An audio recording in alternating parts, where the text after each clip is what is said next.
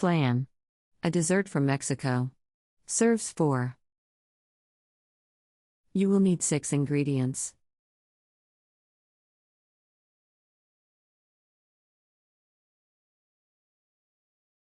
Step 1. First, caramelize the sugar and pour it into a dish. Let it harden and cool for a couple of minutes.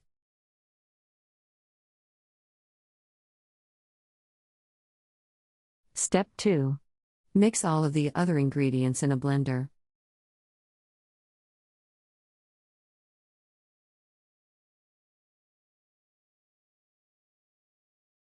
Step 3.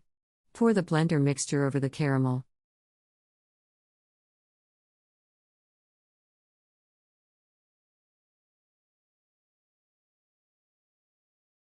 Step 4. Bake at 375 degrees Fahrenheit in a pan halfway full of water for 1 hour or until a knife inserted off the center comes out clean. Country Reports, Culture, Countries, Travel.